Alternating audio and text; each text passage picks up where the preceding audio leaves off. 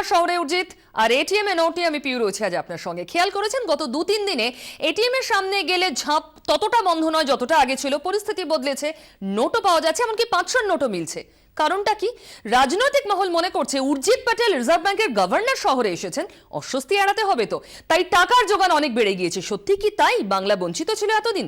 এই নিয়ে এখনকার অনুষ্ঠান দেখুন। শহরে এলেন উর্জিত প্যাটেল এবং তারপর পরিস্থিতি কিভাবে বদলালো।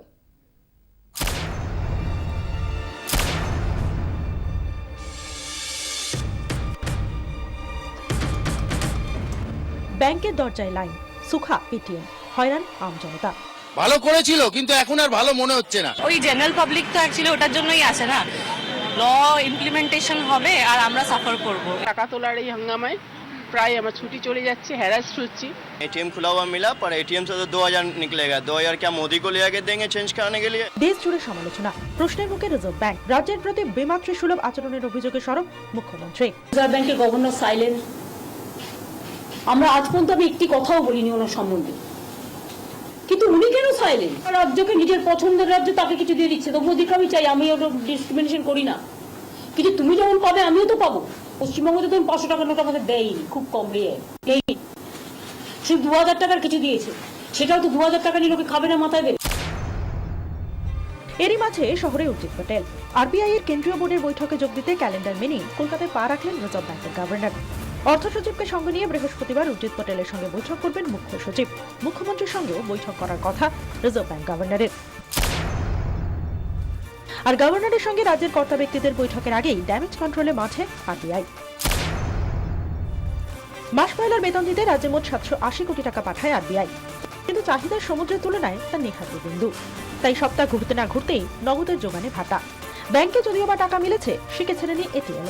আমি লাইনে দাঁড়িয়েছি সকালবেলা, যেই মাত্র গেটের সামনে গেছি সেই সময় বলেছে টাকা শেষ, আজকে আর হবে না। খুবই দুর্ভোগ। এই যে মোদী সরকার যেটা করেছে খুবই মানে অনুচিত কাজ। এটিএমটা আসলে হয়তো রাতের বেলায় এসে টাকাটা নিতে পারি বা সকালবেলা এসে টাকাটা নিতে পারি, সেই সার্ভিসটা আমরা পাচ্ছি না। উর্জিত প্যাটেল কলকাতায় পা রাখার দিন কয়েক আগেই এ রাজ্যে নগদের যোগান এক ধাক্কায় অনেকটাই বাড়িয়ে দেয় আরবিআই এর পূর্বাঞ্চলীয় শাখা। 10ই ডিসেম্বর থেকে রাজ্যে 4000 কোটি টাকা পাঠিয়েছে আরবিআই। বিপুল পরিমাণ নয়া নোটের বড় অংশই 500 টাকার নোট। গত 2-3 দিনে রাজ্যে খুচরো যোগান বাড়ায় সমস্যা মিটেছে অনেকটাই। টাকার খোঁজে আর ততটা হয়রান হতে হচ্ছে না। শহরের বিভিন্ন এটিএমে ধরা পড়ল আম জনতার স্বস্তির ছবি।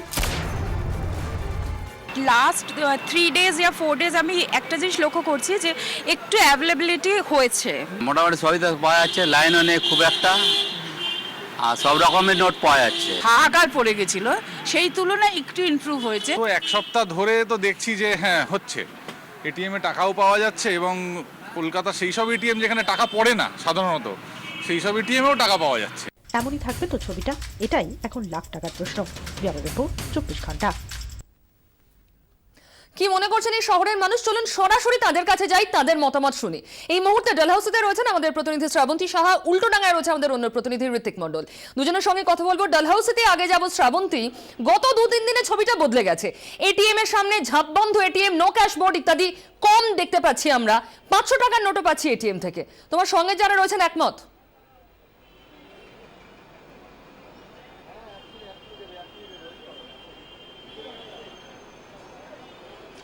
শহর জুড়ে ছবিটা কি সেটা তো দেখবই, কিন্তু ডালহাউসের যে চত্বর, যেখানে আমরা সব সময় একটা দীর্ঘ লাইন দেখেছি, সেই ছবিটা একটু দেখানোর চেষ্টা করব। একটু যদি সাইড দেন, দূরে দেখতে পাচ্ছি রাষ্ট্রায়ত্ত ব্যাংকের যে মূল শাখার সামনে আমরা দাঁড়িয়ে রয়েছি, সেখানে এটিএম এ লাইন তো রয়েছে, কিছুক্ষণ আগেই এখানে টাকা ভরা হয়েছে, লাইন তো রয়েছে কিন্তু অনেকটাই কম। আপনি বোধহয় টাকা তুললেন এবং সবকটাই আমি দেখতে পাচ্ছি 100 টাকার নোট। আর শহর জুড়ে কি ছবি একটু জানতে চেষ্টা করব।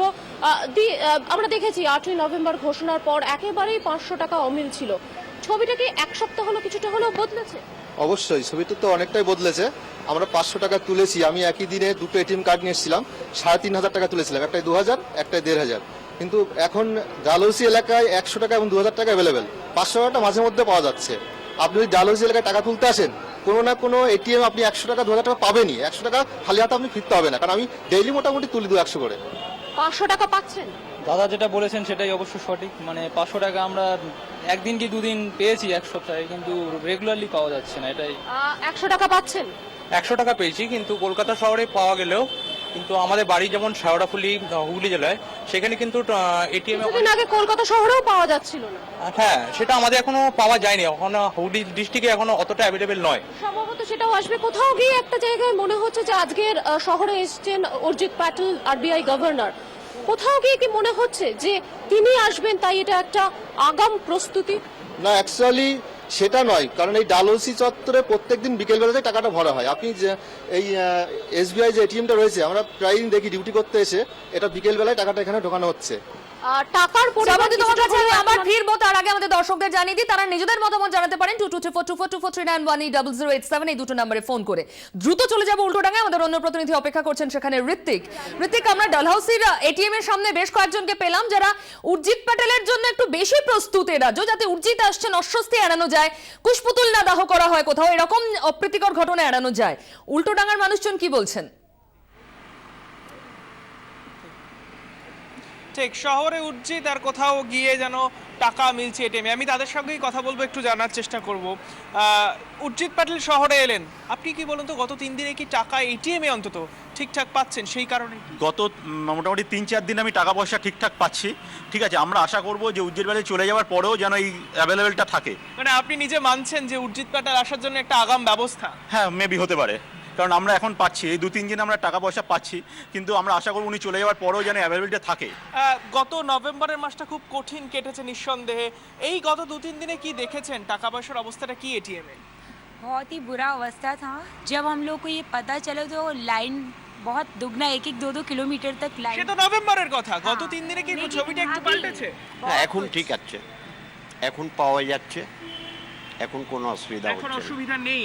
আপনি আপনার বিশেষ করে এই 2 দিন ধরে হয়তো এটা প্রি প্ল্যানিংও হতে পারে যে উর্জিত প্যাটেল আসছেন যাতে কোনো কন্ট্রোভার্সি না হয় ওনাকে নিয়ে, যাতে এই বিক্ষোভ এইগুলোকে এড়ানোর জন্য হয়তো রিজার্ভ ব্যাংক এই ব্যবস্থাটা করেছে।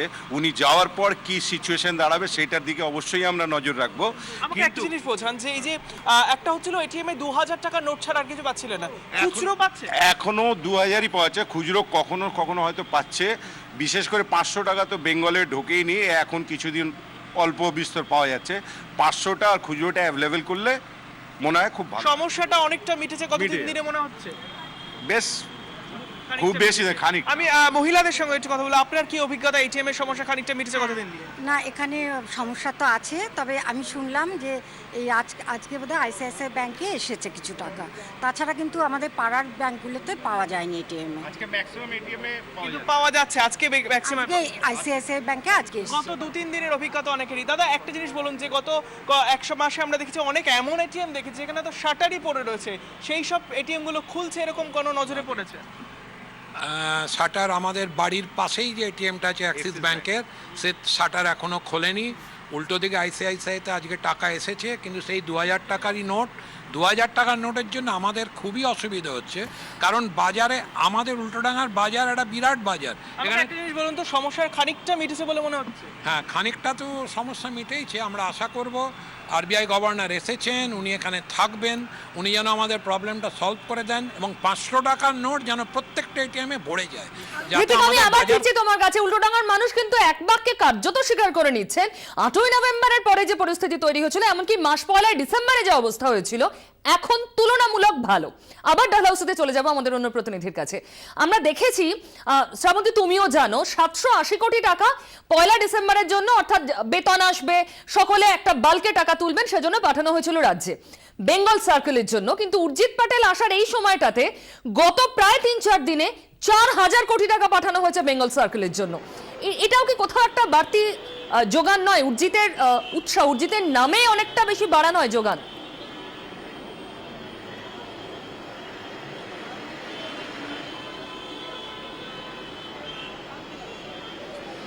অন্তত শহরের এটিএম যেখানেই আমরা যাচ্ছি, যে ছবিটা আমরা দেখতে পাচ্ছি যে সবাই আসছেন, তারা যেটা যেখানে এতদিন দীর্ঘক্ষণ যে ওয়েট করতে হতো তাদের, সেই ছবিটা হয়তো কিছুটা হলেও বদলেছে এবং অ্যাটলিস্ট নো ক্যাশ যেটাতে অভ্যস্ত হয়ে গেছিলেন সবাই, সেটা অন্তত কিছুটা হলেও মিলেছে।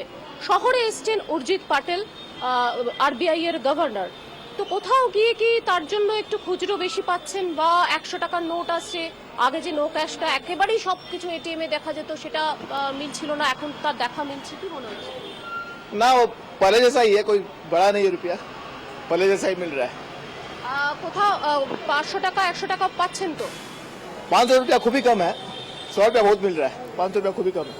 নভেম্বরের থেকে সিচুয়েশনটা একটু বেটার। हाँ कुछ अच्छा। শ্রাবন্তী, আমি আবার আসবো তোমার কাছে। সত্যি গত 2-3 দিনে কিন্তু মাথাটা একটু কমেছে। আমাদের সঙ্গে টেলিফোনে কেউ রয়েছেন, বলুন। হ্যালো, হ্যাঁ বলুন। ম্যাডাম আমি শৈবাল ভট্টাচার্য বলছি বালি থেকে। বলুন। আমাদের বালিতে এটিএম কাউন্টারগুলো যেগুলো সাটা অর্ধেকটা মানে সেই প্রথম থেকে যে সমস্যা ছিল সেটাই রয়েছে। মানে যে শাটারগুলো নামানো ছিল সেগুলো এখনো নামানো আছে, মানে কোনো ইমপ্রুভ হয়নি। আগে মানে 2-3 দিন নয়, মানে 7-8 দিন ধরে দেখছি এটিএম কিছু খুলেছে, মানে ধরুন 10টার মধ্যে 2টো খুলেছে, কিন্তু সমস্ত আপনার ওই নোট আসছে আপনার ওই 2000 টাকা 2000 টাকা। মানে কোনো কিছু সুবিধা হয়নি, আমরা খুব হ্যারাসমেন্টে আছি। কিন্তু বুঝতে পেরেছি শৈবাল, অনেক ধন্যবাদ ফোন করার জন্য। একেবারেই পরিস্থিতি সম্পূর্ণ বদলে গেছে এ দাবি কেউই করছেন না, কিন্তু বদলেছে, কম হলেও বদলেছে পরিস্থিতি। তাহলে কি সত্যি বাংলা এতদিন বঞ্চনার শিকার ছিল? যে অভিযোগ মুখ্যমন্ত্রী করে আসছিলেন নোট বাতিল পরবর্তী পর্যায়ে,